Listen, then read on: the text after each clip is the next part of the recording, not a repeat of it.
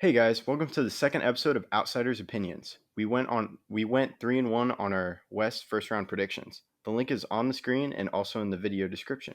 Please make sure to subscribe and click on the bell to get notified when we drop our episodes. Today, Austin and I will discuss four NFL teams who have rebuilded at different levels of success. Rebuilding is a very vague term, so our definition of rebuilding is a team who prioritizes their future chances over their current chances. Today, the first team we will be starting with is the Jaguars. So the Jaguars made a lot of very questionable decisions throughout their rebuilding process. I believe they started to rebuild after they realized that they could not repeat the same success that they had shown in 2017. They started 2018 3-1 and then absolutely fell apart. They tried to make trades or sign players like Nick Foles that they thought would bring extra power to the team, but they realized that they had just fallen apart. Where they went wrong was how they rebuilt. They This all started, I believe, when they traded Jalen Ramsey, which was the only really good trade that they made during their time of rebuilding, because that was their best player, and they did trade him for 2 first-round picks and a fourth, so it equals out. But after that, everything just fell apart. Not only did Nick Foles not provide the same amount of power as they thought he would because of his injuries, and after he came back, he just wasn't the same player. But also, they got rid of some of their best players on defense, like Calais Campbell, AJ Boye, and Yannick Ngakwe. They just struggled with keeping everyone happy on the team, as most of those players thought that because they were so good in 2017, that they could continue their success, and obviously that wasn't the case. They do have some good players like DJ Chark, uh, Josh Allen, and some others. And while I don't think they drafted terribly, it is hard to see them being a contender in the next 3 years. Yeah, I would agree with that. And the thing that frustrates me the most is the when you trade AJ Boye, Calais Campbell, and Yannick Ngakwe, you should get high picks. But for AJ Boye, you give a fourth round pick, and then Calais Campbell fifth round. Yannick Ngakwe, you got a second round pick and a fifth round pick to the Vikings though. The Vikings are, in my opinion, are going to make the playoffs, so that's going to be a low second round pick. If you're going to trade a second round pick, you want to make sure it's a high. Like with the Jalen Ramsey trade, you got two firsts, and the Rams, I think, are going to be heading into a rebuild themselves. So you're going to have two high picks, which that's like the only good trade. I would also say the Nick Foles trade is good because that allows them to play Gardner Minshew more. What do you think, Austin? Yeah, I like the trade to an extent, but also I believe they had to eat some of his contract as well. It's just tough for me to see him being it's just, well, you do get a fourth round pick out of it. You did have to pay him for a year while he didn't play all that much. And while I agree that Gardner Minshew is probably the starter going forward, as long as he can stay healthy and can grow more than he's shown, um, it'll be fine. But I mean, this trade wasn't terrible, but it wasn't great. I don't feel like they made the best draft picks. Kittle and Chase Young was a decent pick, but I mean, it's hard for me to see him making an immediate impact. Um, Gardner Minshew, like I was saying, I believe he's a steady starter, and with good wide receivers like D.D. Westbrook and DJ Chark, he should make some pretty substantial gain in his confidence and playing abilities. But if it doesn't work out with Gardner Minshew, it'll be a huge problem for the Jaguars as they're in no man's land currently after cutting Leonard Fournette. Yeah, and to talk about Leonard Fournette, you just cut him like you couldn't get anything for him. That just confuses me. Yeah, it's I struggle with seeing them in the future getting any better. It's going to take a while. They have some young players, and I understand to an extent why they wanted to get rid of Leonard Fournette, but they needed to make a trade. They did not need to cut him. I, I, Yeah. I understand they needed to move away from Leonard Fournette to get a younger running back in, but like I said, I mean, they had Chris Thompson, I'm pretty sure, who's older. And I don't really know who they're going to start. If it is Chris Thompson, he's one of the most injury-prone running backs I've ever seen in my entire life. Even though he's really good receiving back whenever he is healthy, but right now he's on the IR, so I don't know what they plan to do. They need to trade Leonard Fournette for some pick, something that would help them in the future to draft another running back, but I don't see where they're going from here. and it's kind of hard to see the path they're trying to take. Yeah, and I think they may not even play Gardner Minshew after this year. They may be tanking for Trevor Lawrence or Justin Fields. Yeah, I could see that, but I wouldn't say that this soon. It depends on how well Gardner Minshew shows that he's learning the system and that he consistently, like I said, grows in his not only confidence but abilities. I don't think they should go for Trevor Lawrence or Justin Fields because those, like they haven't had 2 years in the system. They haven't grown with the wide receivers that he has and tight ends and running backs. But I mean, if he does not perform, they might as well give one of those players a chance. Yeah. They could even trade down, which would probably make sense to just get more picks, stockpile. That's what they need to do. They need to get some more young athletic players that can affect the game much sooner than a lot of players they have. Yeah. So our hearts go out to all the Jaguar fans as it's going to be a rough couple of years. I think we can move to our next team, the Bengals, who are, I think they've been in a rebuild for about 2 years. I'd say that Or, around 2 years. I mean, 2 years ago they did start 3-0, but after that you could see their flaws and that they weren't going to go anywhere. It was like the second half of it, was like a year and a half. You've noticed, hey, this team is on the downswing, and we have them in our medium tier. It's not the worst like the Jaguars, so they definitely not made too many bad decisions, but they've also made some questionable decisions. Um, I like the pickup of Joe Burrow. I believe that he will be a solid QB. I just don't know if I see the upside that some people do. I believe that Joe Burrow is a safer pick than Tua, but I believe Tua has higher potential. Tua can be a better quarterback than Burrow can be because I think his mobility is better as long as he gets his hip healthy and can stay healthy. And I believe I just like his accuracy more, and he's had more consistent success in the college level than Joe Burrow did. Joe could be a 1 year wonder. We have to find out. They have some really good players on their team, like Joe Mixon, one of the most underrated players in the league. Geno Atkins is also insane. Tyler Boyd is fast, and so is John Ross, and so is T. Higgins. So they really got some speed. They're just like the Raiders in that sense. Um, they also have some decent linemen, and I'm interested to see what Zach Taylor can bring to the table this season. What do you think? yeah, I agree about the Joe Burrow. He's a good safe pick, and I think he's entering into a situation that's very similar to LSU. He has a good running back in Joe Mixon. He has great wide receivers, and I know he's past his prime, but AJ Green is still good. And I like the pickup of T. Higgins, and you also have Tyler Boyd and John Ross. So if that team, or if that wide receiver, if those wide receivers are healthy, then Joe Burrow has plenty of weapons, and I think that's great for Zach Taylor too. Yeah. Yeah, The Bengals could have made better decisions. Like I like the T. Higgins pick, but I believe there was other players they could have taken. I think they should have been a lot more invested into free agency than they were, picking up some young players that got cut. I think it'd been interesting to see the players who were cut that I think are pretty good, some running backs and stuff like that. They could have picked up just to back up some of the players they already have. yeah. I believe their depth is the biggest issue they have. If Joe Mixon gets injured, if Joe Wait, Burrow gets injured, if one of their major stars on the wide receiver end, or if Geno Atkins or one of their corners gets injured, I'm really worried that they may be exact same point as they were last year, as one of the worst teams in the league. They have to stay completely healthy.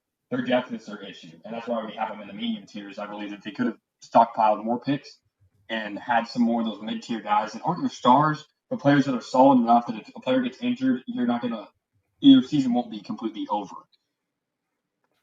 yeah, I would agree with that. And I think they have to hit on their picks. And now you can see how your players develop, like Joe Burrow, T. Higgins, and some of their free agency. Yeah. So now I think we can move to pretty good tier, which is the Giants, who I'll start off by saying they got Jason Garrett, who isn't a great head coach, but I think he is a good offensive coordinator, especially for what I think the Giants want to do.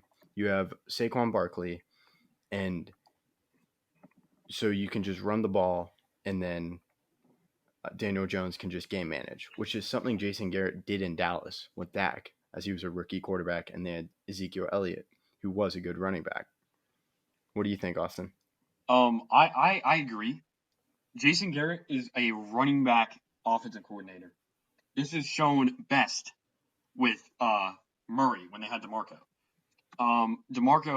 Tony Romo had a less of a burden on him. In those years where DeMarco was one of the best running backs in the league, and their O-line was good, it just made a force that most teams could not handle. Whether he made the best decisions as a head coach with his assistant coach hirings, with free agents that he decided to pick up, and whether he even had true control of the Cowboys, which has always been questioned while he's been there. I feel like this is really his last chance in the league if he does not perform well. I also like the pickup of Joe Judge. Most Bill Belichick undergrads or people who have learned under him, like Brian Flores, I think could be really good. Patricia with the Lions this is his last season also if he cannot prove that the Lions are moving in the right direction. But Bill Belichick's good at teaching players and coaches to be more defensive minded, and I feel like Joe Judge will bring that in, even though he was a special teams coach with the Patriots. That's why he picked up Nate Ebner. Bill Belichick's always been really big into special teams. That's why they have Matthew Slater. And that's why I think the Giants picked up Nate Ebner. And I believe Ebner went there because he liked Joe Judge's special teams abilities. They got Freddie Kitchens, who I'm interested to see. He's their tight end coach, and they definitely have a really insane tight end in Evan Ingram, one of the best in the league. So we'll see what he can do there. But the true answer to how good this rebuild will be is Saquon and his health. We know that Saquon is at least a top 3 running back. I have him 3rd. And he could be 5th, 4th, 3rd, 2nd, or 1st. But he's one of the best running backs in the league, and he's a game changer. If he can stay healthy and their line can block for him, I can see them making it far and this be a very successful rebuild. What do you think? Yeah, I would agree with that. I would also say Daniel Jones, how he turns out as a quarterback, is very important because, as we've seen with the Cowboys, with Saquon Barkley is a great running back. I would say he's better than Zeke. But if Daniel Jones can't make key throws, then that limits the offense extremely. And that offense has some pretty good wide receivers in Sterling Shepard and Darius Slayton. They also are upgrading their line with the draft pick of Andrew Thomas, who I believe is going to be their left tackle. So I think that's a good step. But I would say I think you're right about Saquon and Barkley. He has to stay healthy, but you also need Daniel Jones to take big step forward as a quarterback. Yeah, I agree. Also, something that's different, I think, that most people don't think about when they talk about the Giants is their defense. And I believe they've been adding to that perfectly. They have Jabril Peppers, who they got in the OBJ trade. And they've been adding Logan Ryan, who they just signed recently in free agency. They have Xavier McKinney, who they drafted. And they have Julian Love, who they drafted the year before. They are growing on both sides of the ball. And as long as they can stay healthy enough that they don't lose any major pieces like Saquon, like Daniel Jones, I think they should be they definitely have a chance to make the playoffs this year. Saquon is Yeah. that good. They also have Sterling Shepard and Darius Slayton, who will make Daniel Jones' life easier, along with Evan Ingram, who I've already mentioned. But yeah, I definitely expect them to make a huge jump this year from where they were last year, and possibly win an NFC East division. Who a lot of the teams are kind of in that we don't know what's going to happen because of what happened last year. Yeah, I would agree with that. I also think if you just have an average defense and you rely on Saquon Barkley, Giants can win games in crunch time because you can just feed Saquon. And we saw that mix with the Titans this year as they almost made it to the Super Bowl. Their defense played extremely well, and they just relied on Derrick Henry for the offense. So I think that's what the Giants should plan on doing if they Yeah, want to teams win the with very division. good running backs need to play with the lead because then you can just waste time and get quality yards from your line making space and your running back being good. If they can Yeah. do that, they could win some games.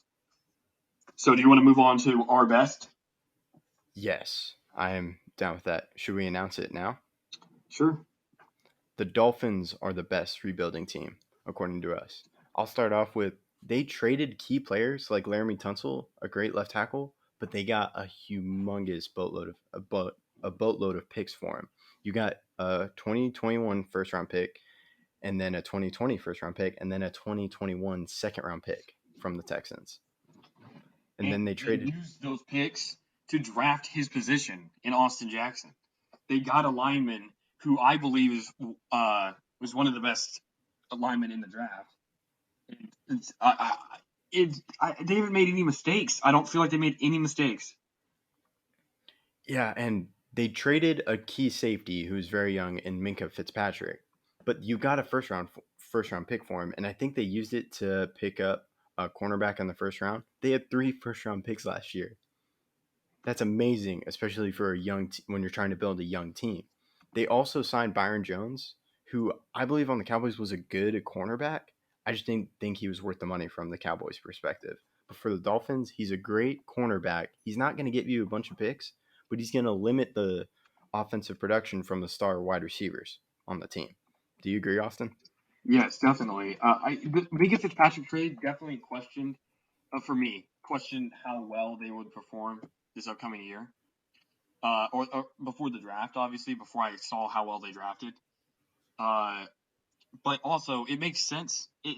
Everything makes sense. They picked up Tua, who I believe, like I said earlier, has the greatest upside of anyone in the draft. He could be the best quarterback of the generation. I'm really high on him as long as he can stay healthy and can make sure that he progresses at a steady rate. The Byron Jones pickup was amazing because, like you said, they lost Minka, and while their safeties aren't amazing, their safeties aren't bad either.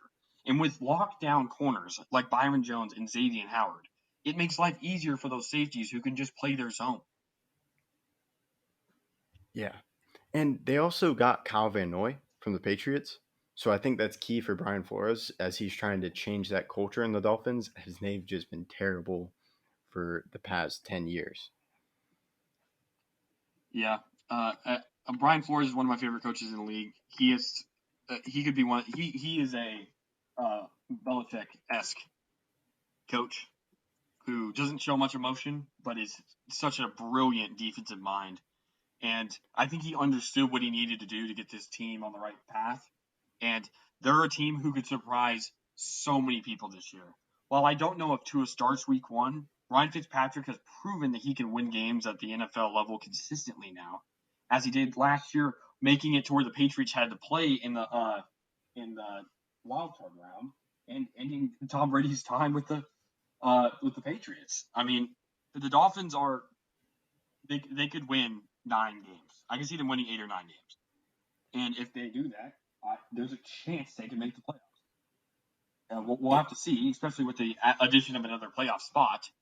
We'll have to see what that means for the rest of the AFC. But they also picked up Kyle Van Noy, who's another player from the Patriots, going to another Patriots coach that they may have liked better, just like Nate Ebner, who came from the Patriots to go to the special teams coach. Kyle Van Noy went from the Patriots to the defensive coordinator, who I believe that while he wasn't officially named, Brian Flores was. But he just likes the Patriots are so good at just getting coaches to affect the game in ways that I don't know if many coaches can. And Brian Flores is one of those players. Coaches. Yeah, I would agree with that. And we saw him bring out a lot of they got 6 wins last year out of a roster that was terrible in my opinion. Also, I think we forgot to mention the weapons Tua has if he stays healthy. Jordan Howard as running back with Matt Breida and Devontae Parker at wide receiver. That's ridiculous. Devontae Parker, in my opinion, is a good wide receiver. And then Jordan Howard's a great running back. I don't know what happened with him in Chicago, but he's a good running back. And I think Matt Breida would offer a good change of pace. Yeah, I agree.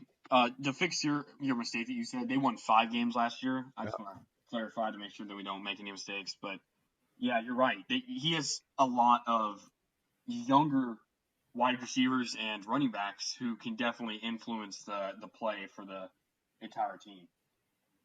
Yeah, and on my bad on the 6 wins, but 5 wins is still good because a lot of people before the season were saying they weren't going to win any games. Yeah, there were many people who had them going only defeated, like the opposite of undefeated. Yeah. Like they saw this team and they're like, this is the Browns of before. And Yeah. that wasn't the case. They proved everyone wrong. Winning 5 games is almost as good as a playoff spot for them. How bad they were. I mean, that they should be. That every player on that team should be very proud with how they played because they did not expect. No one expected them to win 5. I had them winning, I think 3 or 2. Yeah, I would say I had them maybe one game winning or Oh, winning I one may have game. had one, 2, or 3. I definitely didn't have 5. That was a complete surprise. Yeah. And they knocked off the Patriots, who a lot of people saw like before they did falter in the playoffs, but still knocking off the Patriots in a key game, that's amazing for a young team like that. Especially because the Patriots would have clinched a bye, and they prevented that from happening. Yeah, that's absolutely crazy. But I would say the key to making this a very successful rebuild is the health of Tua. If Tua falters, then they're just going to have to go looking for another star quarterback. Yeah. All right, I think that concludes our episode. Thank you for listening to this video. If you enjoyed it, give us a like. Also, thank you to our new subscribers. We appreciate all the love.